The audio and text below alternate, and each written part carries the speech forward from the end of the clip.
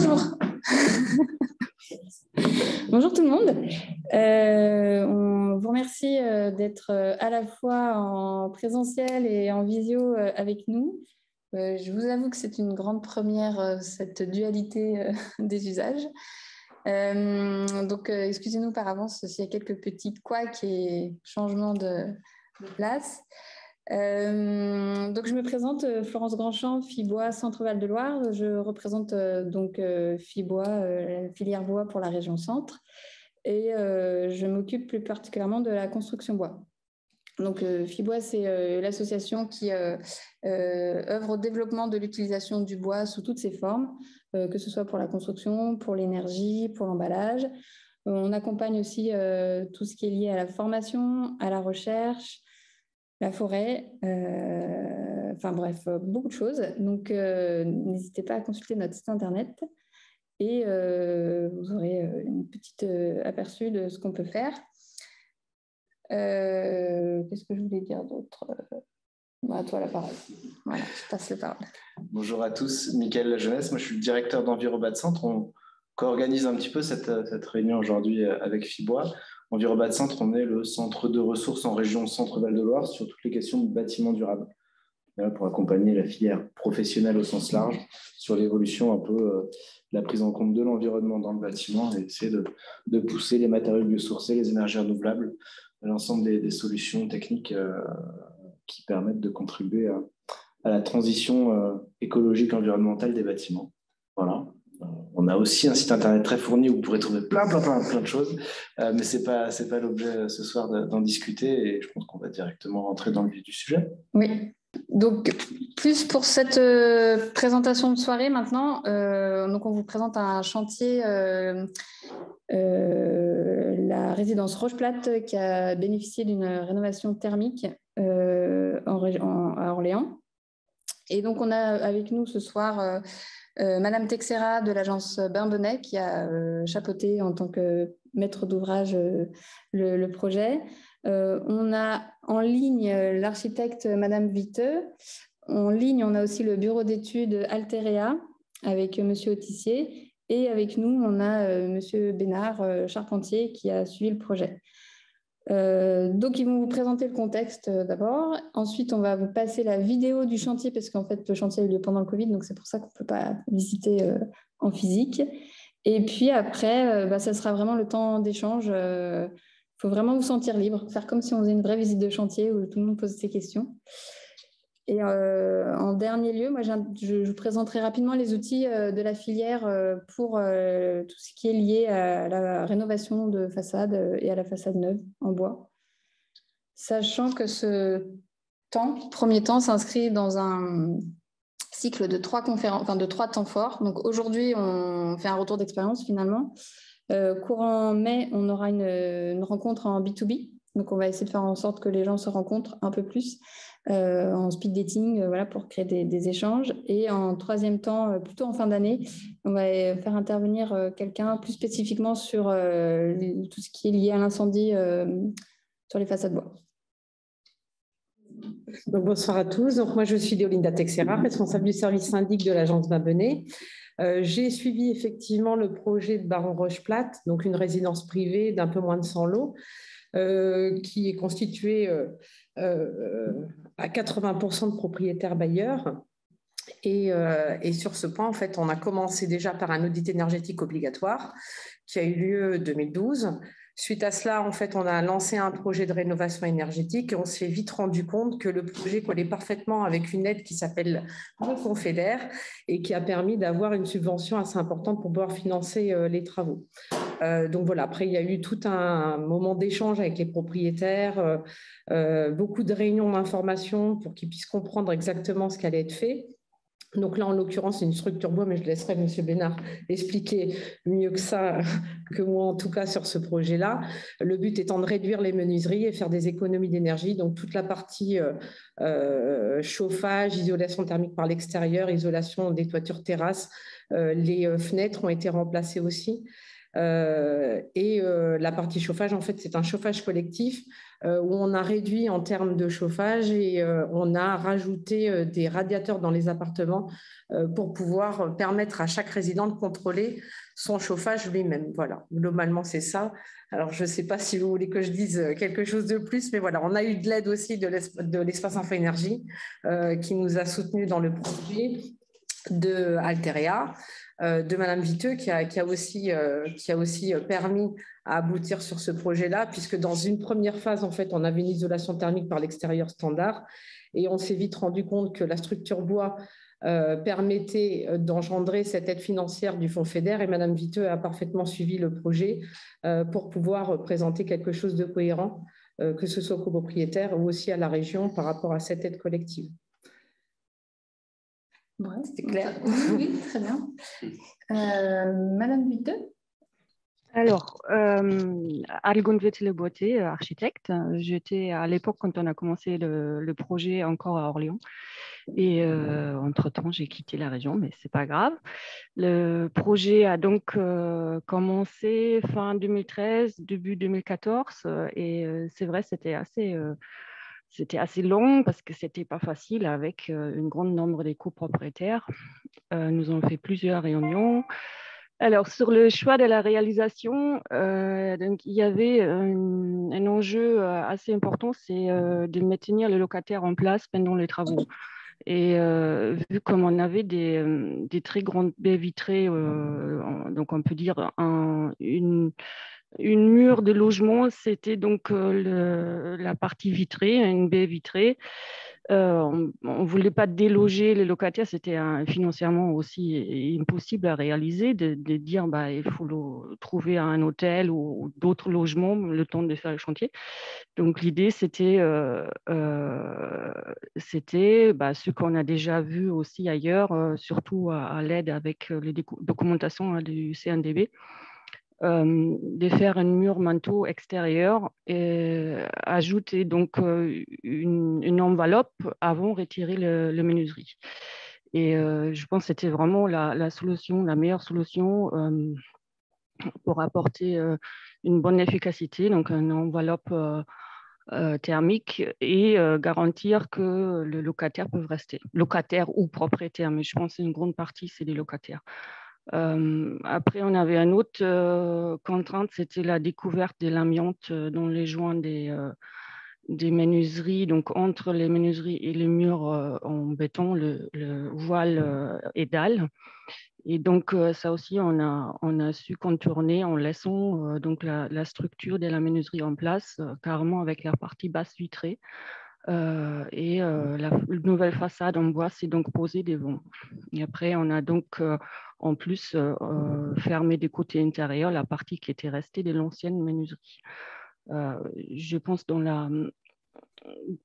pensais qu'on va voir la vidéo, donc je pense que ça va se voir. En tout cas, un très grand merci à l'entreprise Bénard qui s'est très très bien investie sur ce projet qui était quand même long et laborieuse. Voilà. Voilà, je pense, j'avais dit l'essentiel. Oui, il y a peut-être un regret aussi, je ne sais pas. La façade, comme elle est donc aujourd'hui réalisée, on n'était pas le seul en termes de concepteurs à travailler là-dessus parce qu'il y a aussi l'architecte Bâtiment de France qui a donné son avis sur le choix des revêtements, donc quelque chose qui ressemble un peu plus aux pierres parce qu'il y a des bâtiments classés à côté. Donc un aspect plus minéral et les couleurs et le calpinage. Donc c'est une conception en groupe, on peut dire. Tout seul, on était au début sur un projet un peu plus punchy, avec des couleurs en plus intéressantes. Mais je pense que ça va bien s'inscrire dans la durée du temps avec ce qui est réalisé. Voilà. Merci. Monsieur Bénard, si vous voulez ajouter votre petite touche. Donc, dirigeant l'entreprise Bénard Charpente, c'est nous qui avons réalisé les murs, les parois manteaux sur les murs rapportés. Donc, on verra sur la vidéo on va être un petit peu plus dans le technique, sur la conception, sur le transport, sur toutes les contraintes qu'on a pu avoir sur le chantier. Parce qu'il faut savoir que le chantier est situé en plein centre-ville d'Orléans, dans une rue à sens unique. Contrainte de poids lourd était très compliquée. Pour ceux qui connaissent les grues mobiles, plus de 20 tonnes, c'était impossible. On travaillait au-dessus sur la partie est du bâtiment, on travaillait au-dessus d'un parking souterrain, donc au-delà de 3 tonnes 5, voire 5 tonnes, ça passait pas. Donc il y avait du coup pas mal de contraintes à prendre en compte dès le départ sur la conception des murs, sur leur poids de transport. Donc ça, on va voir un petit peu plus dans le film. Voilà. Qu'est-ce que je pourrais raconter d'autre? Parce que je ne veux pas trop en dire, parce que sinon... Vous pouvez vous arrêter, on reprendra après. Ouais, on pourra reprendre après. Donc voilà, je vous laisse regarder le film et puis on en reparlera. Peut-être d'abord Monsieur Tissier sur la partie thermique. Oui, bonjour. Et nous, on intervenait en bureau d'études fluides sur ce projet et en accompagnement sur le montage du projet FEDER, comme ça avait été souligné en préambule. La résidence, elle est alimentée avec un double système, une base sur plancher chauffant reliée au réseau de chaleur urbain.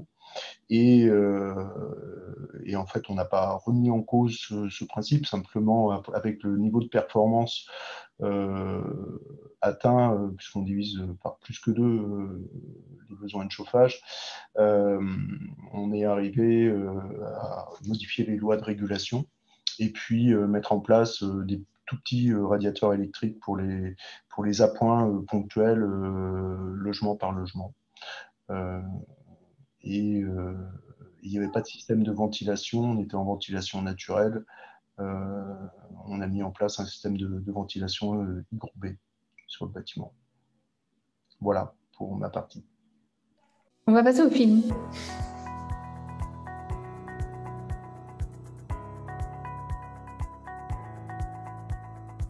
Je me présente, Adelgunde Witte-Le-Boitier, architecte à Orléans et maintenant aussi, ça veut dire depuis 2017, en Bretagne. Bonjour, je m'appelle Jérôme Bénard, je suis gérant de l'entreprise Bénard Charpente. Donc entreprise de 35 salariés répartis avec la charpente et la couverture. Travaux spécialisés dans tout ce qui est charpente bois, construction bois, travaux de performance énergétique. On est amené à travailler sur des travaux de restauration de patrimoine ancien comme des maisons neuves, des constructions neuves, ou pour ce chantier-là par exemple, travaux d'isolation par l'extérieur avec des murs rapportés. C'est avec le bureau d'études Alteria qui sont spécialisés dans ce domaine, donc c'est un bureau d'études tout corps d'État. Et depuis 2012, on travaille régulièrement sur les projets de rénovation. Pour décrire le bâtiment, c'est un ancien bâtiment des bureaux qui était transformé dans les années 80 en petit studio, en petit logement. Donc en gros 70 unités. C'est un bâtiment qui est assez daté. Il y a les façades qui sont en simple vitrage. Un logement a en gros un seul mur qui est complètement vitré. Ce qui était intéressant aussi, c'est l'approche de dire les locataires peuvent rester dans leur appartement le temps du chantier.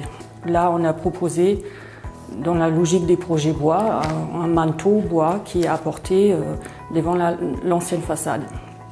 2018, avec l'initiative du syndic des copropriétés, on a présenté le projet à l'appel à projet bâtiment démonstrateur en efficacité énergétique et à haute qualité environnementale. Donc cet appel à projet a aussi demandé un part de matériaux biosourcés pour au moins un type de travaux en isolation. Donc les panneaux bois qu'on apporte, le mur manteau, ils sont isolés en laine de bois. Cet accord avec le FEDER a aussi aidé à débloquer la situation au niveau financier et tous les propriétaires ont adhéré au projet, parce qu'il faut imaginer qu'il y a presque, on ne peut pas dire la moitié du budget, mais une très très grande partie du budget qui est financé par la région. Ce qui est au niveau donc, technique du projet, c'est qu'on est un peu dans un engagement comme architecte dans un projet à la recherche des solutions techniques, à la recherche aussi d'une qualité architecturale. Là, c'est encore plus compliqué du fait qu'il y a l'architecte bâtiment de France qui a aussi dit un mot sur le choix des revêtements. C'est un projet sur mesure, c'est un projet prototype, mais c'est un projet unique. pour arriver à un bon résultat, pour moi, sur les projets en construction bois en préfabrication, on a une sorte de garantie du fait que c'est très bien étudié avant d'arriver sur le chantier. Donc on a découvert sur l'encadrement en fait, entre les encadrements des châssis actuels et le mur béton et le sol, donc le pourtour, c'est des gens amiantés. Un désamiantage, les coûts ils étaient énormes, donc on a trouvé la solution à garder les anciens châssis en place, enlever seulement la partie coulissante des anciens châssis. Et c'est pour ça les fenêtres actuelles, ils sont en fait l'appui des fenêtres, c'est assez haut parce qu'on a la partie de l'ancien châssis qui est encore derrière en place. Donc on a encadré l'amiante, on n'a pas enfoui. Donc je vais vous expliquer un peu la constitution du paroi, le mur manteau bois et également le processus, comment c'est mis en place. Déjà, pour vous montrer à quoi ça ressemble avant le mur manteau, en fait, qu'est-ce qu'on a? C'est seulement la partie qui reste ici, là, c'est la menuiserie existante, avec là-haut un volet roulant côté intérieur, un très grand volet roulant. Cette menuiserie a donc ses joints amiantés en bas et sur le côté latéral.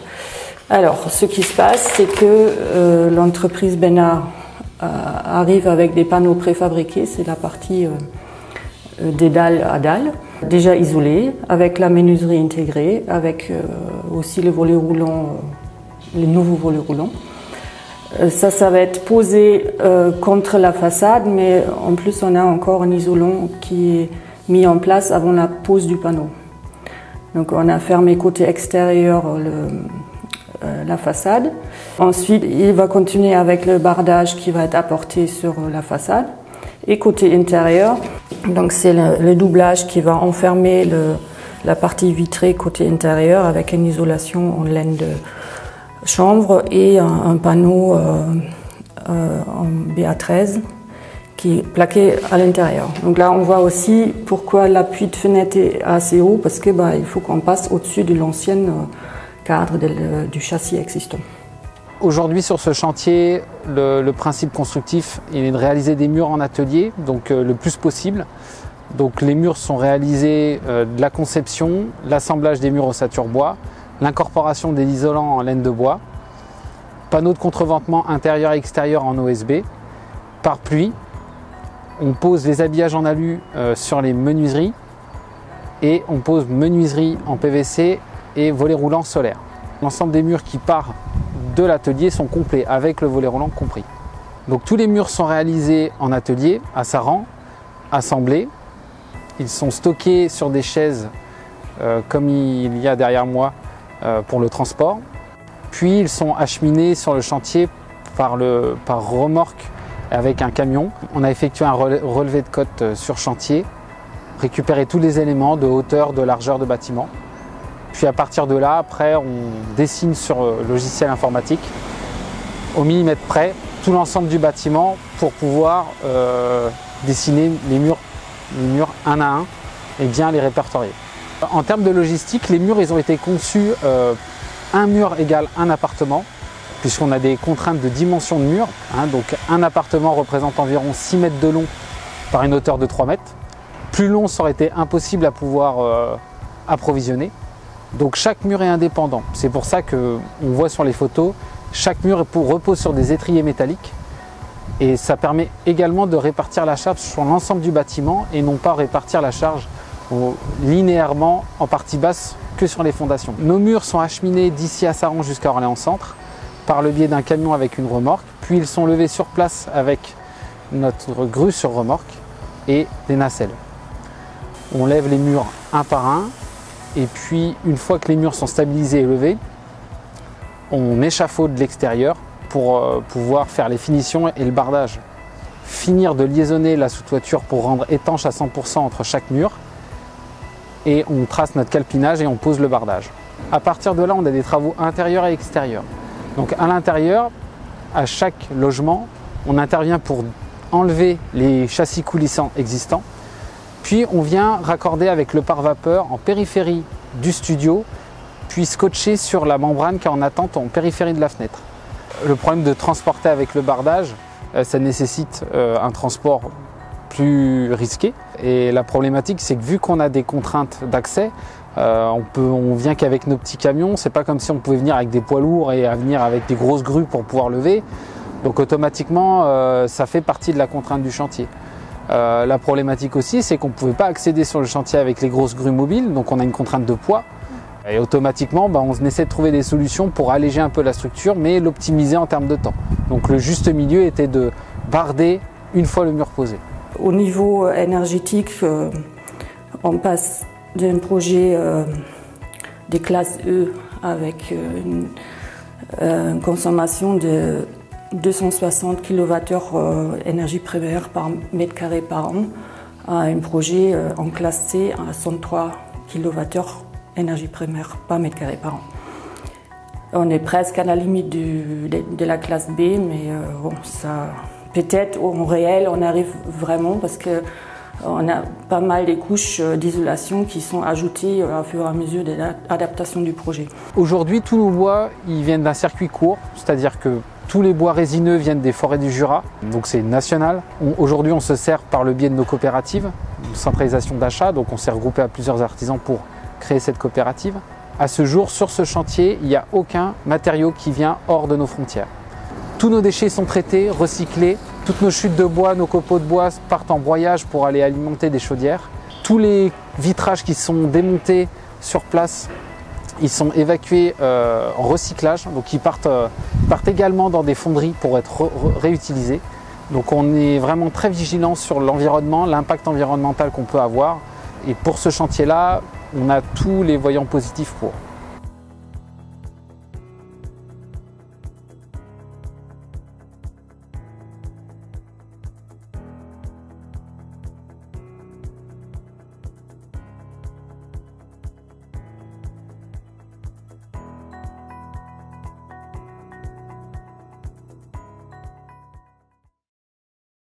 Et bien maintenant, c'est place aux questions. Bonjour. Bonjour. J'ai une petite question. Bonjour Florence. Je ne sais pas qui parle encore, mais je vais bientôt le savoir. C'est Estelle Billiotte. Bonjour Estelle. Bonjour. Tu vas bien? Bon. Bonjour à tous. Bravo pour cette belle opération. Formidable dans un site très contraint, assez difficile a priori. Alors, c'est vrai que la vidéo passait pas très bien, enfin pour ma part. Je n'ai peut-être pas tout entendu, je suis désolée. Je vais peut-être poser des petites questions qui sont peut-être évoquées dans la vidéo. Mais alors déjà, principalement, en effet, sur le revêtement extérieur, en effet, quel était le choix qui avait été fait? Parce qu'on voit des éléments blancs, crème. Voilà, donc je me posais déjà cette première question. Ok. Du coup, je vais répondre. Je ne sais pas si l'architecte veut répondre, mais je vais répondre. Le choix qui avait été fait par l'architecte et aussi par les ABF, c'est des plaques d'éternite. D'accord. Ouais. Posé. Oui, alors oui, j'arrive. Donc c'est du Eternit qui s'appelle aujourd'hui Equitone et c'est le produit Tectiva. Et on a choisi ça parce que ça fait un toucher un peu plus. Il y a minéral, peut-être. Oui, c'est ça, un peu plus minéral. Et les couleurs, c'est du blanc, du gris clair, du gris moyen et aussi du gris assez foncé sur la partie basse du bâtiment. D'accord, très bien. Alors, j'avais d'autres questions. Merci. Ça, c'était peut-être la plus facile. Oui. Voilà, à répondre. Alors, j'en ai d'autres. Alors, notamment, par exemple, sur la sécurité incendie, parce qu'en fait, on voit qu'il y a quand même plusieurs hauteurs de bâtiments. Si j'ai bien perçu dans la vidéo, il y avait du R+3, du R+5, non, ou 6. R+4. Là, on est sur des niveaux différents et peut-être sur des catégories de familles différentes. Donc, certainement avec la réglementation sécurité incendie différente et des sujets différents en termes de composition de façade. Alors non, on n'a pas de contrainte vis-à-vis de ça parce qu'on est sur un bâtiment R+4. Et la seule contrainte qu'on avait, c'est qu'on était obligé d'avoir des déflecteurs, donc des ruptures sur chaque niveau de dalle en fait. Donc, chaque niveau de dalle avait son déflecteur qui faisait la rupture entre le bardage, le pare-pluie, de manière à rester dans la norme sur ce type de bâtiment-là. D'accord, donc là, vous étiez en troisième famille ou vous étiez resté en deuxième famille ou vous étiez en troisième famille? C'est en deuxième famille. Vous étiez en deuxième famille, là, sur ce projet? D'accord. D'accord, d'accord. Eh ben, très bien. Sur le choix, c'est très bien. Juste, pardon, oui. pardon, juste pour ajouter, on a quand même on a eu aussi un bureau de contrôle sur le chantier qui a bien suivi tout le temps.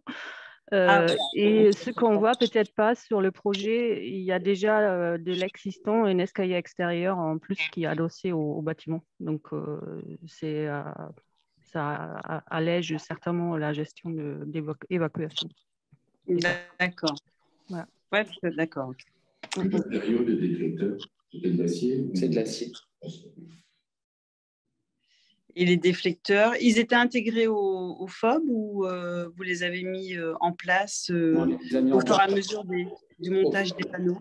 Au fur et à mesure, et pas pendant le transport. Oui, d'accord. Parce que vu qu'il n'y avait pas de débordant. Donc, vous étiez en deuxième famille, d'accord, ok. Ok, le choix des isolants, alors là, on voit une fibre de bois. Là encore, le bureau de contrôle a bien suivi sur le choix de l'isolant. Il n'y a pas eu d'avis particulier. Non, on n'a pas eu d'avis. Cet isolant tout s'est bien passé, ouais. Non. Tout s'est bien passé. Il faut savoir que la déclaration préalable de travaux a été déposée avant ce changement de modification sur les bâtiments de moyenne hauteur. Donc, on n'avait pas l'impact, en fait. Oui, parce que c'est vrai que c'est un projet qui date de 2013-2015. Et la déclaration préalable, Madame Viteux, je crois qu'elle a été déposée en 2018 ou 2019 de mémoire. D'accord, ok.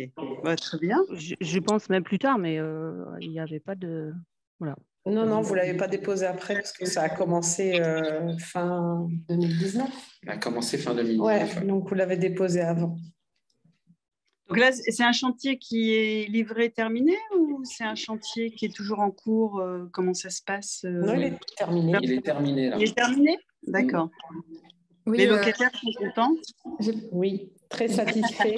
Honnêtement, oui, on a eu de bons retours puisque du coup, on a pu aussi faire une inauguration au mois de décembre où on a invité les locataires, les entreprises, voilà. Et le retour qu'on a des locataires, c'est vraiment très positif. D'accord. Est-ce qu'il y a un peu alors, je ne veux pas monopoliser toutes les interventions, mais je ne vois pas Florence. Mais bon, alors je prends la parole, là, j'ai l'impression. Est-ce qu'il y a un petit peu de réseau, je dirais, qui passe dans les façades ou c'est bien dissocié? Il y a la façade, son isolant, le pare-vapeur, et puis après, toute la tripaille des réseaux passe côté intérieur dans un vide. En fait, on a très peu de réseaux, puisqu'il faut imaginer qu'à la base, c'est une paroi vitrée.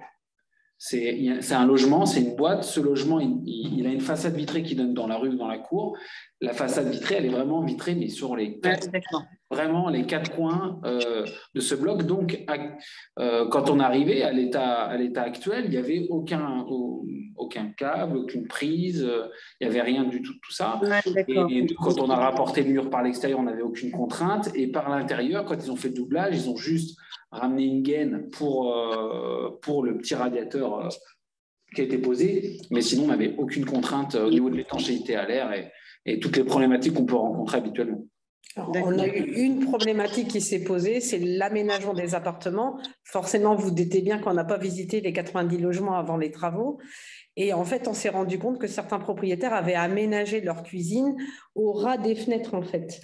Donc, il a fallu faire démonter les cuisines pour pouvoir réaménager autrement. Donc là, c'est compliqué. Ah. Voilà. Oui, c'est la seule contrainte qu'on a eue intérieure, en fait. D'accord, ok.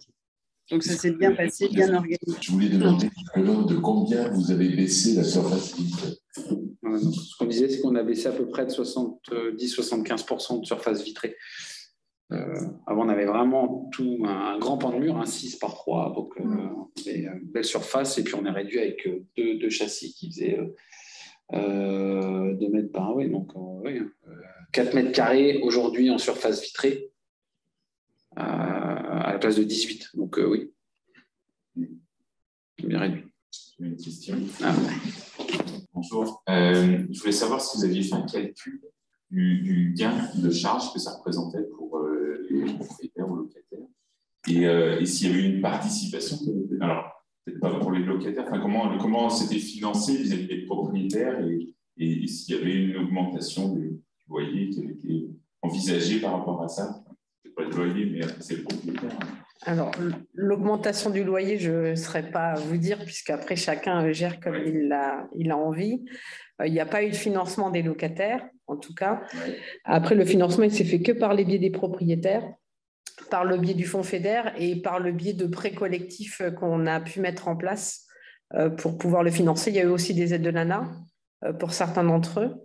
Donc voilà, après, il y en a qui ont plafonné aussi leur loyer. Et donc, en tant que propriétaire bailleur, vous avez le droit à une aide si vous plafonnez votre loyer. Donc là, pas d'augmentation forcément, mais au moins une garantie d'avoir une aide et puis de garder un locataire dans de bonnes conditions, parce qu'honnêtement, la résidence, elle était vraiment dans un état déplorable, puisque ça faisait quand même pas mal d'années qu'ils n'avaient pas de travaux du tout. Donc voilà, le financement, il s'est fait surtout par ce biais-là, et puis les fonds propres des propriétaires. Pour certains, ils ont voulu payer leur quote-part. Ils n'ont pas adhéré au prêt collectif, c'était un choix, hein, il n'y avait pas d'obligation. D'accord. Et l'estimation du gain de charge, c'est… Oui, alors on l'a faite, si vous voulez, puisque de toute façon, dans le cadre du fonds FEDER, on est obligé de présenter. Donc, dans un premier temps, il y a déjà eu un audit énergétique qui a permis de voir, en fait, sur des plans travaux, quelle était l'économie d'énergie qui pouvait être faite. Après ça, il y a une étude thermique qui a été faite, qui est obligatoire dans le cadre du fonds FEDER. Et on doit faire, alors je pense que c'est l'année prochaine, un autre audit énergétique, si vous voulez, pour constater que l'économie d'énergie est bien réelle par rapport à ce qui avait été prévu de base. D'accord. Ouais, donc il y a un suivi. Il y a un suivi énergétique qui est fait par Alteria. Voilà, c'est Alteria qui s'en occupe, et donc il y a un suivi énergétique qui est obligatoire de toute façon dans le cadre d'un projet fonds FEDER. Et le gain, il est estimé à combien? Alors, comme ça, de tête, je ne sais pas. Mme Viteux, est-ce que vous sauriez répondre à cette question? Je ne sais plus, je crois que c'était 35%, non? Je peux passer la question à M. Autissier. Ah oui, M. Autissier saura répondre. Alors, moi, je pourrais répondre pour la partie énergie, parce qu'en fait, vous le savez, dans les charges, il y a d'autres charges que les charges énergétiques, mais comme on n'a pas changé les systèmes, les coûts de maintenance sont inchangés, en fait. Il y a juste le système de ventilation mécanique qui a été rajouté, mais qui n'est pas un coût exorbitant ramené au logement. Donc le coût de charge de maintenance est le même. Donc de fait, on a une réduction quasi de la moitié des consommations énergétiques. Après, alors, juste, on avait quand même calculé à un moment, on a dit 60% en moins pour la consommation énergétique, et 77% pour les gaz à effet de serre. C'est quand même énorme. Après, le sujet du gain économique, ça, c'est le calcul énergétique, il est simple. On garde les mêmes systèmes, on réduit les besoins, on a moins de consommation. Quand on est raccordé à un réseau de chauffage urbain, vous avez un coût au kilowatt, donc de puissance, un coût d'abonnement finalement qui lui doit être renégocié maintenant. Je ne sais pas si ça a été fait, parce que les appels de puissance vont être très inférieurs. Il y a un talon qui est lié au coût de raccordement. Globalement, dans les charges globales, la réduction du chauffage fait que du coup, on fait à peu près une économie de, on va dire, 35%. Parce qu'il faut savoir que le chauffage, ça représente les 40% des charges.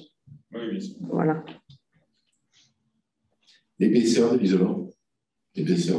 Alors, on a dans les murs, dans la structure bois, on a 220 mm de laine de bois. On a une fibre de bois extérieure de 40 mm. Et à l'intérieur, on a entre le mur bois, la paroi vitrée, il y a 80 mm de laine qui ont été rajoutés. plus après à l'intérieur, vu qu'il y a eu un doublage qui a un doublage en style, en placo, à l'intérieur de la paroi vitrée, ils ont rajouté encore 45 mm de laine de bois.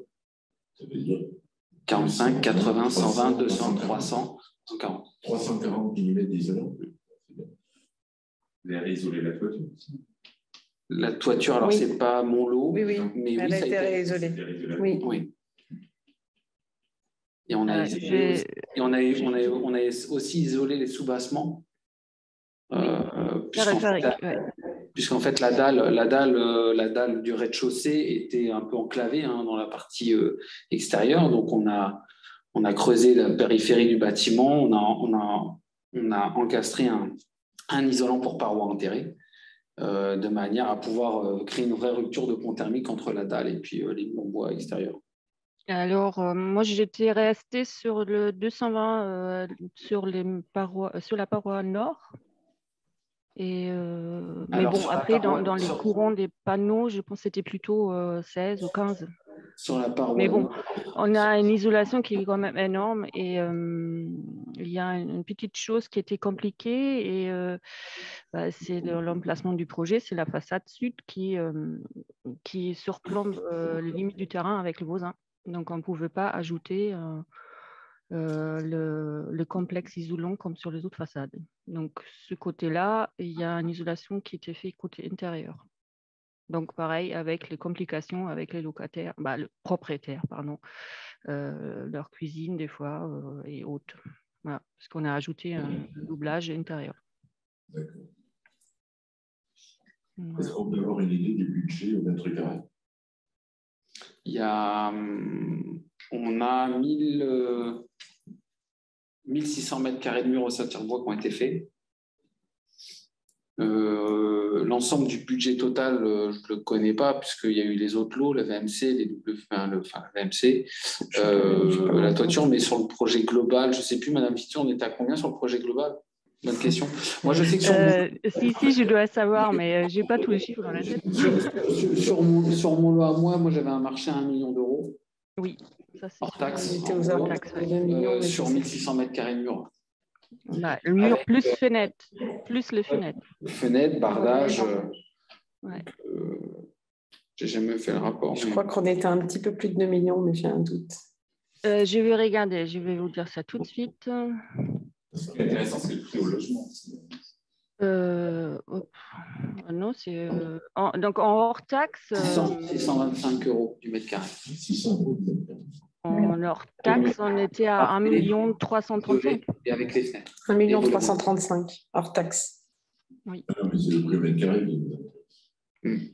Quel mètre carré vous voulez? Façade, mètre carré. En fait, c'est très compliqué, des projets comme ça. Ça ne se raisonne pas comme des bâtiments neufs ou autres où on dit, voilà, on construit à un prix. Parce que là, vous avez de la VMC, ce n'est pas calculé au mètre carré, si vous voulez. Non. Déjà, ce lot-là est compliqué à estimer. L'isolation.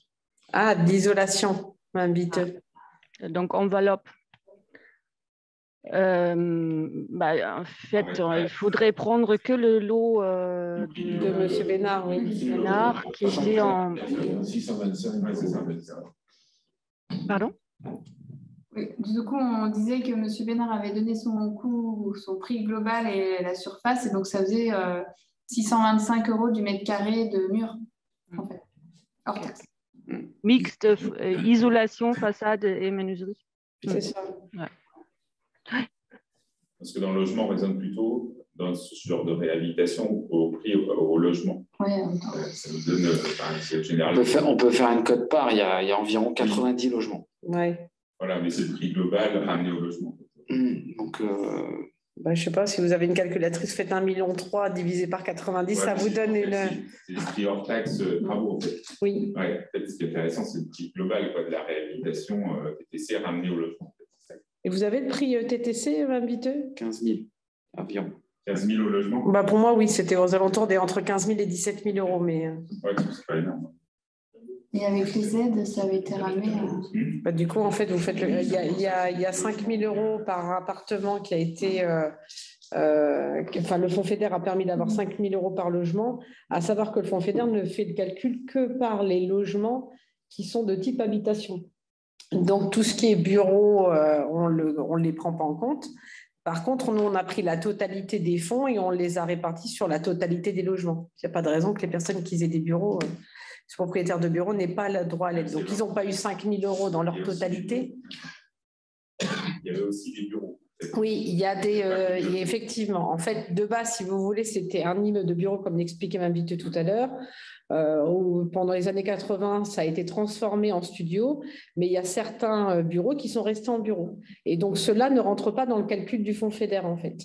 Et donc, à l'époque, du coup, tout cela était ressorti. Donc, on ne fait pas le calcul sur les 90 lots, mais bien que le restant pour avoir l'aide. Mais globalement, c'est 5 000 € par logement en termes d'aide, d'habitation. Et la répartition s'est faite sur la totalité des propriétaires, au prorata de leur quote-part travaux.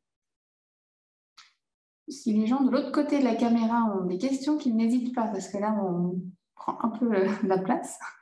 C'est ça qu'on a dit. C'est privilégié d'être là. Mais bon. Ah, on a quelqu'un. Oui, j'ai une petite question. Alors, sachant que moi, je ne suis pas vraiment du milieu du bâtiment, j'ai un peu moins de connaissances probablement que la plupart des gens, mais je m'intéresse à cette question du pare-vapeur. Du coup, je me demande en quoi il est fait et comment on fixe le bardage. Parce que si on fixe le bardage, on ne le perfore pas par hasard. Enfin, comment ça se passe? Alors, déjà, il y a deux choses. Il y a le pare-vapeur et le pare-pluie. Le pare-vapeur, c'est ce qui va être côté intérieur. Le pare-pluie, c'est ce qui va être à l'extérieur. Le pare-pluie, son but, c'est de rendre étanche la structure bois en protégeant bien le mur bois et le bardage. Entre le pare-pluie et le bardage fini, on a un tasseau qui vient ventiler le bardage du mur bois. Ce tasseau, il est vissé sur la structure bois. Donc, il vient emprisonner, entre guillemets, cette membrane, enfin ce pare-pluie. Et après, on vient rapporter le bardage sur les tasseaux. Donc, en fait, le bardage, il est fixé sur les tasseaux bois. En gros, c'est ça. Merci. Et le pare-vapeur, il est à l'intérieur. Et lui, il est scotché en périphérie. Il a été scotché sur les murs, les voiles béton, sur les dalles béton en partie supérieure et en partie inférieure. Et il a été raccroché sur un encadrement en membrane qu'on avait laissé autour de la fenêtre. Qu'on avait scotché avant sur la fenêtre, on a positionné notre fenêtre et on a scotché la membrane en périphérie. Et il n'est jamais perforé. Et le but, c'est qu'il ne soit pas perforé. Et question qui n'a rien à voir, je vous entendais expliquer que les locataires avaient perdu énormément de surface vitrée. Il n'y a pas eu de retour négatif sur cette perte éventuelle de lumière? En fait, quand vous vivez dans une surface vitrée totale, mal isolés, en plein soleil, je peux vous garantir qu'ils sont très contents d'avoir perdu de la surface vitrée. Ils sont très contents. Parce qu'en fait, ils passent d'un four à quelque chose d'habitable. Donc, voilà. Et en termes d'éclairage, il y a suffisamment d'éclairage naturel pour bien éclairer la pièce. Donc, il n'y avait pas de problème là-dessus, au contraire. Alors, il ne faut pas oublier que ça reste des studios. Donc, la menuiserie est assez grande pour la luminosité d'un studio.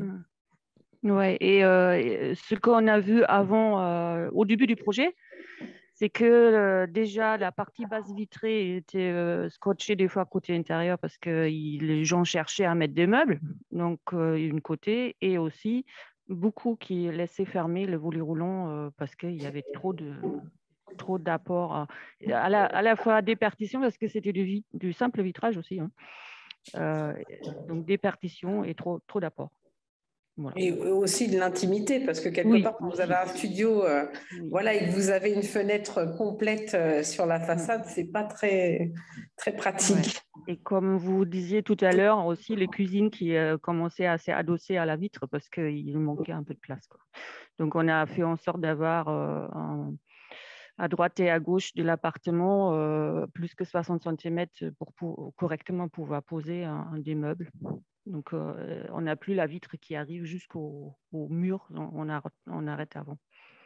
Donc, je ne pense pas que c'est gênant. Voilà. J'ai une question, quelle a été la durée du chantier? Alors, si je dis pas de bêtises, si ma mémoire est bonne, je crois qu'on a commencé le... Ah non, je m'en rappelle plus. Vous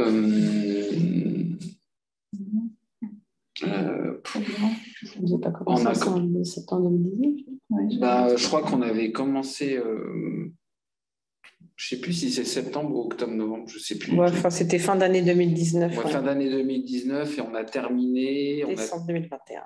Enfin, vous, après... toute la partie enveloppe extérieure, elle a été terminée en septembre, parce qu'on avait pas mal de finitions, mais sinon, le plus gros était vraiment terminé en mois de juillet. On a mis, on a mis 6-7 mois sur chantier et on a mis 2 mois de fabrication en amont pour pouvoir vraiment préparer, anticiper, parce qu'une fois qu'on était sur place, on allait beaucoup plus vite à monter les murs qu'à les fabriquer. Alors, c'était pas en 2019. Le chantier a commencé fin octobre, donc on peut presque dire début novembre 2020. Et on a réceptionné en janvier, je pense, cette année. 2022, oui. En tout cas, on avait aussi les échéances à respecter pour le fonds FEDER, c'est de rester dans les clous par rapport à la clôture du chantier. Après, je ne me souviens plus les dates correctes, mais je pense qu'on était censé d'avoir fini au plus tard août 2022. Donc, on a réussi à arriver à le faire plus vite, qui était une bonne chose. C'est 2 ans à partir du moment où on lance en fait la demande d'acompte, puisqu'en fait, dans le cadre d'un fonds FEDER, vous avez le droit à un acompte au départ du chantier et il y a 2 ans pour faire les travaux. Voilà. Oui, nous, on avait fait la vidéo là, qu'on a passée en avril ou mai l'année dernière. Oui. Enfin, les travaux totalement se sont terminés en janvier 2022 avec levée des réserves. Je pense que la dernière chose, c'était vraiment les aménagements intérieurs qui étaient encore donc les cuisines à adapter pour les propriétaires ou locataires. Juste une petite question. Qu'est-ce qui explique le délai entre 2013, 2014 et puis maintenant? C'est les joies de la copropriété. Non, c'est pas ça. C'est que si vous voulez, alors 2012, on a fait l'audit énergétique. La réglementation stipule qu'il doit être remis au copropriétaire. Donc en fait, déjà là, vous avez un délai d'1 an entre le moment où vous votez l'audit énergétique, où il est présenté au copropriétaire, puisque c'est présenté à l'Assemblée générale. À partir de là, on commence à étudier le plan travaux le plus adéquat pour la copropriété en 2013. Donc là, Madame Viteux a été sollicitée. On a commencé sur un premier projet, et d'ailleurs, je rejoins Madame Viteux, puisque l'étude coloristique était beaucoup plus sympathique que ce qu'on a aujourd'hui. Il y a eu une première déclaration préalable de travaux qui a été déposée, qui a été refusée. Mais on n'était pas du tout sur du matériau biosourcé à 100%. Et en fait, ce qui s'est passé, c'est que sur une autre copropriété, j'avais un autre projet, en fait, et le président du conseil syndical a pris un rendez-vous avec l'espace Info Énergie. Et c'est au moment de cette réunion que j'ai découvert le fonds FEDER. Et globalement, je me suis dit, ça colle parfaitement avec le projet de Baron Rocheplatte. À part, il fallait modifier quelques petites choses, mais il y avait possibilité d'aller vers ça. Donc, après, vous consultez le conseil syndical, l'Assemblée générale de nouveau. Madame Viteux a parfaitement adhéré au projet, donc elle a remodifié le projet pour avoir quelque chose qui soit cohérent par rapport à ce cahier des charges du fonds FEDER. Et après, vous avez la déclaration préalable de travaux à déposer, le vote en assemblée générale. Il faut aussi bien expliquer les choses aux copropriétaires parce que forcément, sortir 17 000 € comme ça du jour au lendemain, surtout quand vous êtes propriétaire bailleur, attention, je ne dénigre pas, mais voilà, ce n'est pas chez vous, si vous voulez, en l'occurrence. Vous investissez, c'est ce que je vous disais tout à l'heure, le locataire, lui, n'investit rien. Donc, c'est vous qui investissez pour le bien-être du locataire, ce qui est une bonne chose, mais voilà. Certains propriétaires auront du mal à le comprendre. Et donc, c'est ce qui a fait effectivement que le projet était de longue haleine. Mais il faut savoir, un projet rénovation énergétique standard, je vous parle vraiment standard, sur une copropriété, ça met 4 ans, quoi. Oui, mais là, on est à... Là, on est à plus de 4 ans, mais parce qu'on a dû modifier le projet pour... En fait, le FEDER est venu en cours de route. Il est arrivé en cours de route et donc on a dû modifier le projet pour pouvoir adhérer et avoir cette aide, parce que quelque part, c'est ce qui nous a aidé justement à le faire aboutir. On a eu 0 vote contre en Assemblée générale lors de la présentation du projet. Donc ça, c'est quelque chose qui est quand même très, très rare. Et en l'occurrence, on l'a eu parce qu'on avait ce fonds FEDER qui a aidé les propriétaires à investir et adhérer au projet. Et quand vous avez commencé, vous n'aviez pas prévu de faire ce système-là? Alors, si, la structure bois, elle était déjà prévue parce que le but, effectivement, c'était de réduire les menuiseries, mais pas dans sa totalité. Enfin, le projet n'était pas avec de la laine de bois. Enfin, voilà, il y avait quand même pas mal de choses, notamment sur l'isolant. Les façades comme ça. Oui, on avait déjà prévu parce que l'audit énergétique prévoyait déjà qu'on avait un problème au niveau des menuiseries et au niveau du chauffage. Donc, il fallait, la solution, c'était de toute façon cette solution-là. Maintenant, il fallait adapter tous les autres matériaux, notamment l'isolation des toitures terrasses, avec des matériaux biosourcés, parce que vous avez l'obligation dans le cadre du fonds FEDER, c'est un des points de ce fonds-là, où vous devez utiliser que des matériaux biosourcés. Vous ne pouvez pas utiliser autre chose. C'était un appel à projet. Voilà, l'appel à projet fonds FEDER, c'est ça. Alors moi, je voudrais juste revenir sur la question du pourquoi les systèmes en bois, les panneaux préfabriqués. C'est, comme je disais au début, garder les propriétaires ou locataires en place, on ne pouvait pas le faire avec une maçonnerie et ensuite une vue extérieure. Ce n'est pas du tout le même procédé. Donc là, on est sur la solution de la préfabrication et c'est bien montré avec la réalisation avec l'entreprise Bénard. Ça n'a mis pas longtemps, c'était pas beaucoup de dérangement pour ceux qui habitent sur place. Donc, il y avait dans les premières hypothèses des solutions qu'on peut appliquer, il y avait aussi une ossature métallique. Et donc, quand j'ai vu ça, moi j'adore la construction bois, donc je me suis dit, on va le faire en bois et pas en métal. Et en plus, là, le FEDER est arrivé après, en plus. Donc, voilà. En fait, du coup, j'entends cette problématique de matériaux biosourcés, mais vous avez vu que les menuiseries étaient en PVC? Oui, alors on n'est pas obligé d'avoir 100% de matériaux biosourcés, je vous rassure, parce que sinon on serait obligé de mettre des fenêtres en bois. Mais en fait, vous devez avoir le maximum de matériaux biosourcés. Et là, en l'occurrence, on les avait, puisqu'on a de la laine de bois, on a de la structure bois. L'isolation de la toiture terrasse a été faite aussi avec des matériaux naturels, donc il n'y avait pas de problématique par rapport à ça. Et pourquoi, du coup, avoir choisi PVC versus alu, bois? Par rapport au coût aussi, je pense, parce que voilà, à un moment donné, on ne peut pas non plus demander aux copropriétaires d'investir sur des menuiseries qui coûteraient plus cher. Donc, on a essayé d'allier, en fait, le fait d'avoir le fonds FEDER, donc cet appel à projet, mais aussi économiquement pour les propriétaires. On ne pouvait pas avoir les deux, quoi. C'est un compromis économique, en fait. Il y avait beaucoup de biosourcés de projet et les menuises, il fallait bien économiser un petit peu.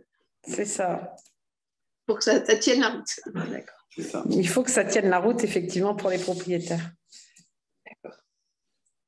Merci. De rien. M'invite monsieur demander quel était le matériau qui avait été utilisé pour l'isolation de la toiture terrasse. Honnêtement, je ne pense pas que c'est du biosourcé. Je suis désolée, vous avez annoncé biosourcé, mais je pense qu'on est resté dans des matériaux plus classiques parce que ça, de mon point de vue aujourd'hui, je vais demander à M. Autessier, je n'ai pas encore rencontré des matériaux biosourcés pour une toiture terrasse. Le problème, c'est les avis techniques. C'est ça. C'est ça. Mais on a tellement dans les façades que je pense qu'on est vraiment très bien déjà par rapport au choix des matériaux. Une dernière question sur ce principe-là. Donc aujourd'hui, vous l'avez fait sur cette opération-là. Est-ce que vous avez d'autres opérations et qu'est-ce que vous amélioreriez par rapport à cette mise en œuvre-là? Je ne sais pas si vous avez d'autres projets du même type, mais s'il y avait un projet à faire, qu'est-ce que vous feriez de différent? Alors, juste pour poser la question au maître d'ouvrage ou à l'architecte? Pas tout le monde. D'accord. Alors moi, j'en ai un autre. appel de ce type-là. Alors, ce n'est pas Madame Viteux qui le suit, c'est un autre maître d'œuvre. Mais du coup, là, on ne rapporte pas une structure bas, on fait une isolation en liège. D'accord. Voilà. Et effectivement, je vous confirme qu'on va faire l'isolation de toiture-terrasse avec des matériaux biosourcés. Oui, ok, avec voilà. du liège. Ok. Alors, moi, je n'ai pas d'autres projets comme ça.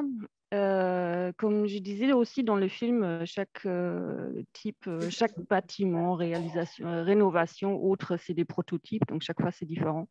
Je ne sais pas qu'est-ce que je ferai autre pour une prochaine, mais je suis sûre que ça ne serait pas pareil. Parce que on n'a pas le même bâtiment de base. J'aimerais bien faire une isolation de ce type, mais avec la paille en isolation. On avait un petit peu parlé, mais on a laissé tomber à la fin parce qu'on s'est dit peut-être on annonce aux locataires, aux propriétaires qu'il y a la paille dans la façade. Ça veut peut-être pas, ils vont peut-être pas trop adhérer, mais il y a encore du chemin pour ça. Après, je ne sais pas si chez Alteria, s'il y a des projets dans cette idée de mur manteau. Oui, là, on réalise. L'idée, c'est d'industrialiser la rénovation pour atteindre dans les temps les objectifs de 2030. Donc, on s'aperçoit de plus en plus qu'on manque cruellement de capacité d'action sur les chantiers, et puis les conditions d'intervention sur les chantiers sont quand même assez dures. On l'a vu, le travail à l'atelier favorise quand même un travail plus agréable que sur les chantiers quand il fait mauvais temps. Donc on a plusieurs projets en route, plutôt en Pays de Loire. Là, on a un projet de 250 logements en IMH, au Mans, et on est en préfabrication avec menuiserie intégrée, et là on se pose d'autres problématiques parce qu'on est sur d'autres hauteurs pour intégrer les isolants biosourcés. Là, toujours un petit peu, on pousse les réglementations à évoluer, et j'ai pas de doute que ça va se faire. Est-ce que ça va aller assez vite? Je l'espère. Mais oui, pour nous, c'est un enjeu très fort pour une réhabilitation massive dans laquelle nous, on s'inscrit depuis déjà plusieurs années pour avoir une action importante sur la réduction des gaz à effet de serre dans le bâtiment. La solution préfabriquée et de panneaux bois est fortement plébiscitée.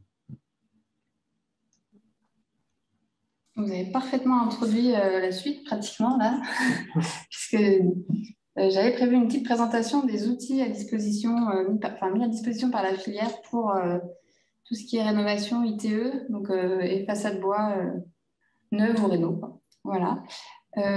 Si personne d'autre n'a plus de questions, restez en ligne, c'est pas fini.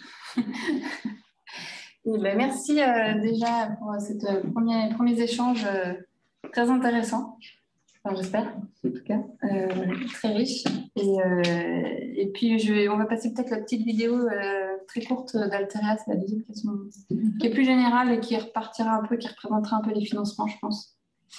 Oui, dans le cadre des financements.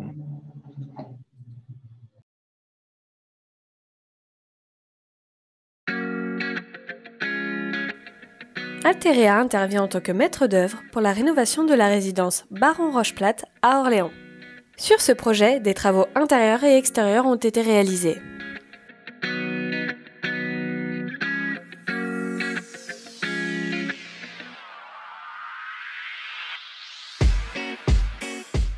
D'une part, on a pu travailler sur l'isolation thermique par l'extérieur du bâtiment, qui lui redonne effectivement un look tout à fait moderne. Donc sur la partie extérieure, effectivement, il y a eu le montage des murs, des panneaux isolants effectivement en bois, le remplacement des menuiseries en aluminium, le démontage effectivement des volets roulants extérieurs manuels.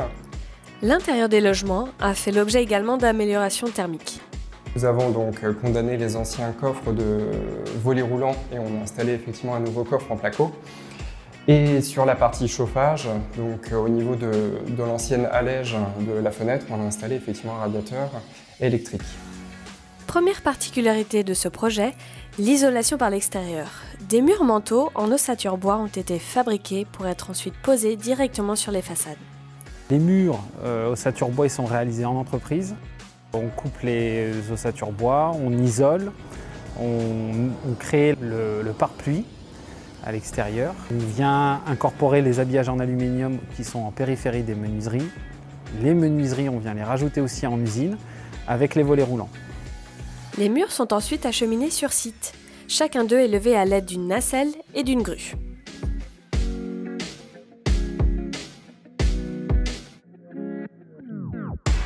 Les matériaux et le bois qu'on utilise, c'est circuit court. Donc, c'est-à-dire qu'aujourd'hui, tout ce qu'on peut avoir en France, on prend.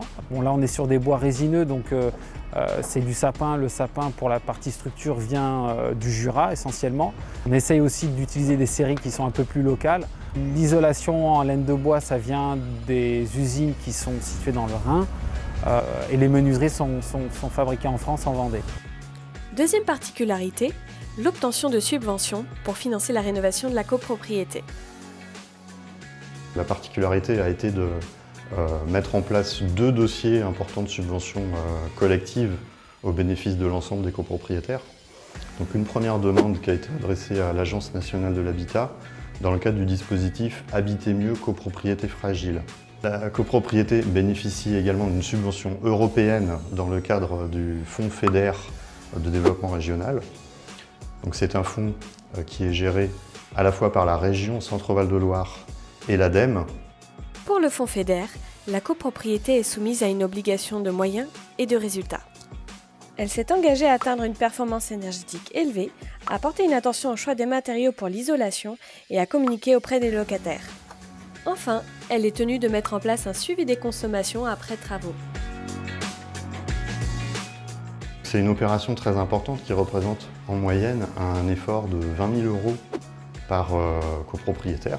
À savoir que sur cette quote-part de travaux total, nous bénéficions d'une bonne partie de subventions publiques collectives puisque en moyenne, on va pouvoir obtenir de 55% de subventions pour les logements et à 25% pour les lots à usage de bureau de financement public.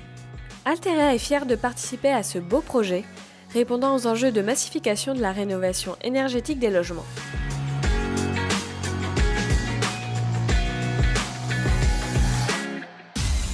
Donc, je voulais vous passer cette petite vidéo parce qu'elle est assez synthétique, elle reprend bien les enjeux budgétaires, les objectifs du bâtiment et puis la partie technique qu'on a abordée de manière plus approfondie.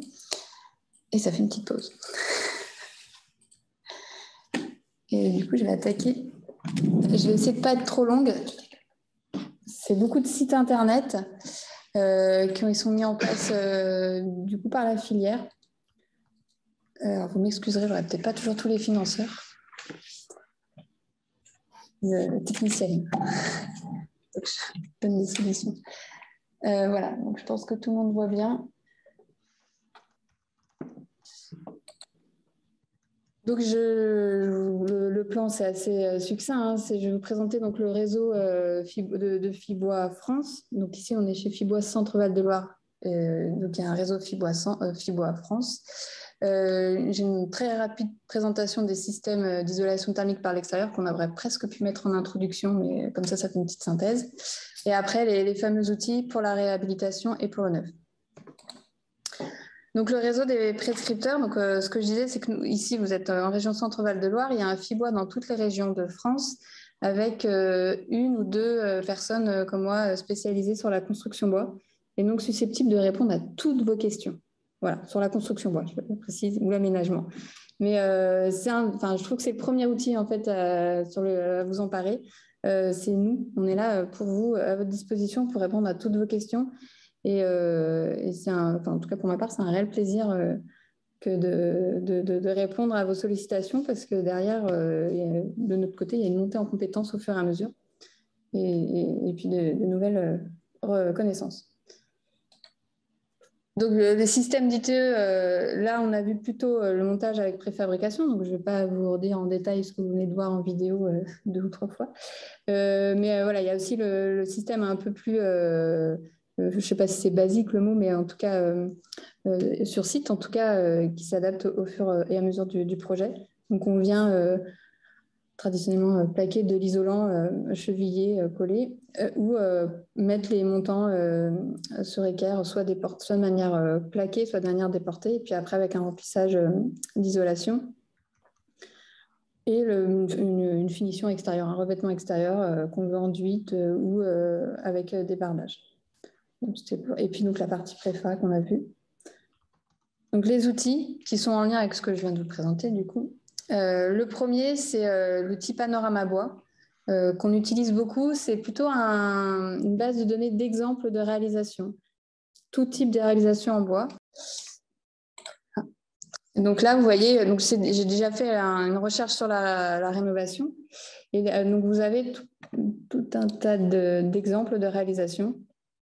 Si on zoome sur une qui est à peu près adaptée à notre cas aujourd'hui, vous voyez qu'on a des photos de la réalisation, des descriptifs, les personnes qui sont intervenues et pas mal d'informations. Je passe assez vite parce que l'idée, c'est pas qu'on aille voir en détail ce projet, mais c'est pour vous montrer l'outil, que vous puissiez aller chercher sur cette base des références, de l'inspiration et des solutions. Et en fonction de quel rôle vous avez dans les projets, vous pouvez aussi aller solliciter les retours d'expérience des entreprises qui ont participé. Non, peut-être pas que je ferme Zoom. Je vais sur ça. Okay. Un autre site, c'est Ambition Bois. Donc, vous voyez qu'il a 2 entrées, pour la construction neuve et pour la réhabilitation. Donc là, pareil, je vais vous montrer plutôt la partie réhabilitation. Alors, cette partie-là, elle commence un petit peu à dater, mais elle a aussi pas mal... J'imagine que on n'est pas parti, ça n'a pas cliqué. Pas mal d'exemples de bâtiments de réhabilitation. Bon, ça ne marche pas. Et là, vous avez des fiches encore plus détaillées. Vous pouvez faire des recherches en fonction de la contrainte du projet. C'est-à-dire que s'il y a un pignon qui n'est pas accessible, s'il y a les locataires qui doivent rester à l'intérieur, si il y a vous avez des travaux sur l'accessibilité, il y a des contraintes incendie. Enfin, bref, vous avez cette recherche... vous avez des recherches possibles et donc des fiches vraiment beaucoup plus détaillées que ce que je vous ai montré avant, avec des schémas, des coupes et des témoignages aussi qui permettent de voir aussi le retour après, parce que du coup, c'est des fiches qu'on a faites bien après la fin des projets. Vous voyez la contrainte de l'existant, réhabilité dans un secteur sauvegardé. Donc, vous voyez, l'entrée se fait par les objectifs de réhabilitation, les contraintes de l'existant et le retour d'expérience. Et donc, si on va directement sur le retour d'expérience, vous avez des choix que vous pouvez faire sur la solution que vous souhaitez mettre en œuvre. Toujours, ça marche toujours pour la rénovation, c'est le site Catalogue Bois Construction qui met en ligne plein de solutions techniques de systèmes constructifs. Alors, ils n'ont pas un onglet spécifiquement sur la réhabilitation, mais en fait, je leur ai demandé justement ce qu'ils avaient à ce sujet-là. Et en fait, ils s'appuient sur la façade ossature bois, qui en fait est applicable à la fois dans le neuf et dans la réhabilitation, pour montrer cet exemple. C'est les liens directs. Donc là, vous avez parois bois, FOB, on y arrive. Comme ça vous permet de voir tout ce qu'il y a sur le site, si ça veut bien marcher. Ça ne veut plus marcher. Ah, si, il faut redescendre, voilà. Et moi, j'avais dû prendre la fiche sur support linéaire. Voilà. Et donc, on retombe bien sur la feuille que je vous ai montrée en exemple. Et vous voyez, vous avez tout un tas de documents comme ça que vous pouvez télécharger en PDF ou en PDXF, qui sont très utiles, sur les parties courantes, sur les parties, les points singuliers. Voilà, je présente assez vite parce que c'est pas, enfin voilà, mais c'est pour vous montrer tout ce que vous pouvez trouver sur ce site internet. C'est une mine d'or. Voilà, fouillez. Vous avez aussi des recherches par performance technique qui ne sont pas là. Ça ne marche pas pareil sur cet onglet-là. Donc voilà, vous téléchargez le document et tout s'affiche dessus. Je vais le laisser là, ce sera plus simple. Il se reverra comme ça. Et vous avez un guide, donc là on est vraiment sur de la façade adaptée en immeuble. Puis vous avez quelque chose de plus spécifique à la maison individuelle. Pareil, c'est un ouvrage qui commence à dater un petit peu. On en a toujours à disposition, j'en ai mis quelques exemplaires à côté, on pourra vous les donner. Il y a des CD aussi téléchargeables. Et là, on est plutôt dans si je reprends l'introduction que j'ai faite tout à l'heure, dans la partie, on travaille directement sur le bâtiment sans préfabrication. Et là, vous avez tous les détails de quelle dimension de cheville, quelle dimension de chevron, quelle pression il faut mettre. Enfin, c'est un gros bouquin. Je pense qu'après ça, vous êtes calé, vous pouvez faire n'importe quel ITE. C'est bon, ça marche. Et quand on va au-delà des produits, enfin des solutions courantes, on va sur des solutions avec avis technique. Donc j'en ai trouvé quelques-unes. Donc c'est plutôt des systèmes de fibres de bois qu'on vient rapporter sur des murs béton, justement, sur des maçonneries. Donc voilà, des systèmes éthiques, vous avez en gros deux porteurs qui sont Zolpan et Saint-Gobain. Ça fait encore pas beaucoup, mais et donc c'est avec des solutions en butte. En construction neuve, donc vous avez de nouveau le catalogue construction bois que je vous ai présenté, qui vous permet, donc ce que je vous ai montré tout à l'heure, les parois bois. Et vous avez l'onglet bois ref. Je ne sais pas si je vais cliquer dessus parce que c'est pareil, c'est un gros morceau, mais qui vous permet d'avoir des fiches qui reprennent, par exemple, si vous avez un mur à concevoir, un mur ossature bois à concevoir. Il va vous donner le cadre réglementaire sur lequel vous appuyez. Il va vous donner le cadre réglementaire des autres parties du bâtiment avec lesquelles il est en lien, la charpente, le revêtement extérieur, le bardage. Voilà, il va vous dire aussi s'il y a des solutions non courantes sous avis technique. Et donc, peut-être voilà, aller voir ce qui va plus loin. Des études qui peuvent avoir été faites en lien avec cette solution constructive. Voilà, ce site catalogue bois construction. Je n'ai pas 80% des questions qu'on me pose, je vais chercher la solution dessus, quoi. Il y a quand même énormément de choses. Voilà, il y a le guide des référentiels, ce que je disais, des solutions constructives pour tout type de bâtiment. Il y a surtout des configurations, mais il y a surtout aussi des valeurs techniques de performance thermique, de performance au feu, de performance acoustique. Donc comme ça vous met en conception, vous pouvez savoir selon l'isolant que vous choisissez ou selon l'épaisseur, si vous mettez un isolant dedans, dehors, 2BA13, pas 2BA13. Enfin, vous avez aussi ces performances techniques qui sont calculées, enfin qui sont données directement en fait. Donc c'est une belle aide à la conception. Et si on va plus loin là dans la technique, on monte dans les étages, parce que vous n'étiez pas concernés, mais quand on va aller un peu plus loin, on a le guide là, qui est sorti sur les règles de la sécurité incendie et qui va essayer de présenter des solutions constructives adaptées pour limiter la propagation incendie de l'extérieur vers l'intérieur et aux étages supérieurs. Il est en ligne. Et je ne l'ai pas en format papier, mais et il est mis à jour régulièrement. Donc voilà, le site que j'ai mis là, c'est le site du Codifab, c'est lui qui finance ces études et qui met à jour en ligne. Et donc voilà, mieux que de vous donner un PDF, on renvoie vers la page parce que il y a déjà eu 3 versions depuis le début, donc c'est pas toujours facile d'être à jour. Et alors encore plus pointu, je vous avoue que je n'ai pas réussi à me mettre le nez dedans, mais ça va être plutôt pour les bureaux d'études. Là. C'est un guide qui vient de sortir, il y a une semaine ou deux, là, sur la modélisation des feux façades. Ce que j'en ai compris, c'est qu'en gros, pour éviter de faire des tests en réel, des essais le pire, on fait la façade, on va la mettre en feu, puis on va voir comment ça marche. On essaie de modéliser ce comportement en fonction de différents isolants, enfin là c'est plutôt aussi le bardage, je crois, qui est testé, mais donc voilà, là on est vraiment dans la modélisation pure. C'est pas encore pour notre bâtiment de Rocheplate, on n'en avait pas trop besoin. Et pareil, un livre que je vous ai mis à disposition derrière en consultation qui reprend des solutions qui combinent des solutions thermiques et acoustiques parce que souvent la thermique et l'acoustique ça fait pas bon ménage. Donc, il est plutôt bien fait. Pareil, il y a des coupes, des schémas, c'est assez parlant quand on voit bien là sur la couverture. Et toujours avec des solutions écologiques. Donc, c'est un livre qui est en vente à la Fnac, pour pas cher. Un ouvrage qui a été... Donc là, on zoome plutôt sur un élément de la façade, sur le bardage ou le bois en extérieur. C'est un ouvrage qui a été fait par Atlanbois, donc c'est le Fibois Pays de Loire. Et qui j'en ai mis un aussi d'exemplaires pour que vous puissiez regarder. Il est en vente sur leur site internet parce que c'est quand même un gros retour d'expérience qui est très très intéressant sur le vieillissement du bois, sur la conception des façades voilà, liées au revêtement extérieur et puis au bois en extérieur.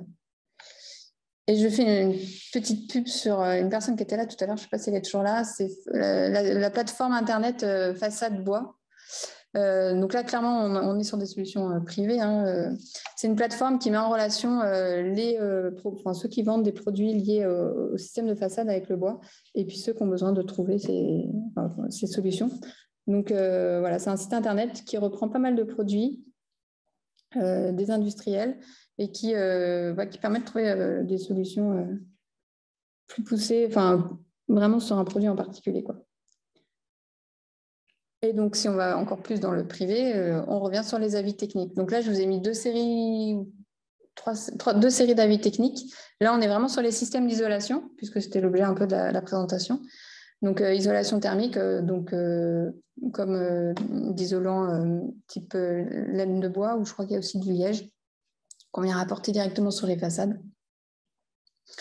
Et là, c'est une solution un peu plus complète, où on a le système isolant, bardage, écran thermique ou autre besoin qui a été déposé par un groupe de fabricants, d'ingénieurs et de constructeurs. Je ne peux pas tous les citer parce qu'ils sont trop nombreux à avoir participé, mais du coup, ça permet d'avoir des solutions encore différentes pour répondre pour avoir des façades qui répondent aux enjeux de la propagation incendie et compatible avec du biosourcé. Et puis là, c'est des systèmes carrément de panneaux ossature bois un peu différentes, hors DTU, qui sont sous avis technique et qui permettent d'apporter d'autres solutions. Je crois que j'ai fait le tour. J'ai élargi sur la filière plus largement que sur la construction bois. Voilà, et on a le Memento du FCBA qui reprend plein de chiffres, plein de données sur la filière, des choses sur les métiers, l'emploi et la formation. Des questions sur la forêt, parce que, je ne sais pas vous, mais nous, quand on dit qu'on va faire construire en bois, on nous dit oui, mais la forêt. Donc, voilà, on a pas mal de sites qui reprennent des questions-réponses sur la forêt. Et puis, la veille économique mutualisée sur tout ce qui est données économiques, observatoire économique de la filière. Bon, ça, c'est la page. Il y a des liens Internet, normalement, qui fonctionnent à chaque logo. Donc, peut-être qu'en PDF, quand je le mettrai en ligne, je vérifierai avant, mais j'ai vérifié tout à l'heure encore. Vous aurez bien les liens. Voilà. Et donc, en région centre, vos chères prescriptrices sont moi-même et Amandine Didelot pour répondre à toutes vos questions. Et on vous renverra de toute façon vers ces outils à chaque fois que vous aurez une question parce que c'est les meilleurs. Voilà. Je suis passée vite, mais vu que... Est-ce que vous avez quand même des questions par rapport à ce que j'ai présenté? Parce que comme je suis passée vite... Oui. Vous avez parlé d'acoustique, de thermique, dans les outils, là, parce que je suis chargé d'opération. Oui, attendez, on va vous donner le micro, comme ça les gens vous entendront, ça sera plus simple. On vous entend bien, mais on est à la limite pour les autres. Non, je disais que j'étais chargé d'opération au conseil régional de travaux dans le lycée. Et oui, la migration de la vapeur d'eau, c'est peut-être plus pour l'entreprise Jérôme, peut-être sur des sujets. J'ai eu des sujets, moi, avec des batailles un peu de contrôle entre, je me souviens d'un expert Palatex qui était venu dire qu'on pouvait se passer du parapluie, je me souviens d'un sujet comme ça aussi, avec un fabricant de murs à ossature bois. Bon, là, dans les outils, là, je n'ai pas vu, on n'a pas été question, et ça peut être un sujet pour avoir de quoi penser. Donc, comment vous faites, notamment dans l'existant, là, vous avez rajouté un complexe à 5 mètres, 5 cm. Est-ce que vous avez fait cette simulation? Est-ce que ça s'est fait sur la base, sur les abacs des contrôles? Comment vous gérez ça? Alors oui, c'est un sujet qui est primordial pour moi, pour la diffusion d'un vapeur d'eau, que ce soit sur les murs et sur les toitures, parce qu'effectivement, sur un type de bardage de toiture qu'on peut avoir avec des portes fermées ou des choses comme ça, c'est vrai que c'est un gros sujet. Nous, pour tous nos types de conception, on travaille avec un fabricant, c'est SIGA, il est suisse. Et à chaque sujet, à chaque chantier, on envoie les plans du projet, on envoie les détails du mur, la composition du mur, suivant l'orientation, suivant tout ce qu'il faut. Et c'est eux qui nous font les calculs, ils ont un bureau d'études intégré. Il y a un logiciel Bouffi, je pense, c'est ça? Moi, je n'utilise pas ce logiciel-là. Moi, je gère ma partie à moi, Charpente. Voilà, donc la conception, ça, je sais faire, le reste, je ne sais pas. Donc, on voit avec ce fabricant-là qui, lui, nous préconise certains types de membranes, parce qu'après, tout va être lié dans la membrane. Et donc, chaque projet est calculé. Donc, c'est aussi là-dessus où on se bat, parce qu'en fait, avec certains types de confrères concurrents, c'est un peu délicat, parce que des fois, ça fait partie des lots séparés. Certains architectes aiment bien avoir différents lots, et le lot membrane, des fois, il est attribué au lot placo, aux plâtreries. Et des fois, on n'est pas sur le même type de membrane, donc c'est un peu compliqué. Donc, j'essaie de me battre avec ça, en tout cas, nous, dans nos projets. Mais c'est vrai que c'est un sujet qui est primordial et qui, il y a plusieurs années, nous a fait un peu défaut parce que c'était pas forcément bien fait, on n'avait pas forcément assez de recul, des choses comme ça, et on avait des gros problèmes d'humidité. Donc, nous, on sous-traite cette partie-là, en tout cas au bureau d'études, pour vraiment avoir les meilleurs conseils et les meilleurs avis, parce que sur cette partie-là, on ne connaît pas. Voilà. Très bien. Je vais compléter un petit peu. En neuf, c'est plutôt bien bordé avec le DTU. Il a évolué. Il permet quand même, parce que je pense que vous parlez aussi de perméabilité de perspirance des murs ou des choses pas complètement fermées, de mettre de l'OSB en intérieur ou des choses comme ça. Donc le nouveau DTU permet quand même cette latitude. Avant, c'était un facteur 6, je crois, de l'intérieur à l'extérieur, et il ne fallait pas en déroger. Maintenant, voilà, on peut s'appuyer sur des logiciels, faire des simulations et aller un peu au-delà de strictement mettre un pare-vapeur et puis c'est tout. Tout l'enjeu, effectivement, c'est sur la rénovation et il faut faire un bon état des lieux et puis et effectivement garder ce flux, je me matérialise comme ça, mais le flux de la vapeur d'eau, pas enfermer la vapeur dans le mur. Et donc, il faut, en fonction de l'existant, il n'y a pas une seule solution, mais peut-être qu'il faudra mettre un pare-vapeur partout à l'intérieur pour s'assurer qu'il n'y a rien. Il n'y a jamais rien, mais moins de choses qui rentrent et puis laisser quelque chose de très ouvert à l'extérieur. Grossir un peu les traits entre bien fermer dedans et bien ouvrir à l'extérieur. Mais un bureau d'études sera le meilleur conseiller. Je ne sais pas si vous vouliez ajouter quelque chose, monsieur Mput. Faire appel aux gens qu'on a ici qui sont compétents. Est-ce qu'il y a d'autres questions? Ou peut-être d'autres réponses à apporter à cette question d'ailleurs, en ligne? Ok. Donc, on va mettre un replay en ligne. On va couper tous les petits bugs. Je vous mettrai aussi le PDF de la présentation en ligne pour que vous puissiez avoir accès au lien Internet. La vidéo de chantier, elle sera aussi en ligne de manière indépendante pour qu'on puisse renvoyer dessus. Et puis, on va faire 2 autres conférences dans l'année. En mai, avec des rencontres. Du coup, là, ce sera vraiment du présentiel, des rencontres en B2B. L'idée, un peu comme la plateforme Façade Bois que je vous ai rencontrée, mais de le faire en physique, en fait, des rencontres entre professionnels, industriels, fabricants, fournisseurs, en gros, et puis poseurs, commanditaires et autres, dans le cadre d'un chantier bois. Et la 3e date sera en novembre, avec plutôt un zoom vraiment sur l'incendie, parce qu'on sait que c'est quand même un gros questionnement en ce moment sur la réglementation. En plus, j'ai appris ce matin qu'il y allait y avoir une nouvelle évolution d'ici la fin de l'année. Donc, je pense que quand on fera quelque chose en novembre, on aura peut-être quand même pas mal d'éléments pour se projeter en 2023. Et voilà ce que j'avais à dire, je pense. Merci d'être resté jusqu'au bout, malgré les petites imperfections. Pour ceux qui sont là, on vous convie à un petit pot derrière. Et puis, avec la consultation de tous les ouvrages que j'ai proposés tout à l'heure en ligne. Et puis, pour les autres en visio, merci pour votre présence et votre patience. J'espère que vous avez réussi quand même à bien entendre ce qui s'est dit dans la salle et en tout cas à prendre les informations qui vous intéressaient. Voilà, n'hésitez pas à nous contacter par mail, par téléphone pour avoir d'autres informations. Je renouvelle mes remerciements à Madame Texera de Bain-Benay, à Monsieur Bénard de Charpente-Bénard, à Madame Viteux et puis à Monsieur Autissier qui ont fait un bel ouvrage et qui nous en ont fait bien profiter. Voilà. Merci également, merci beaucoup.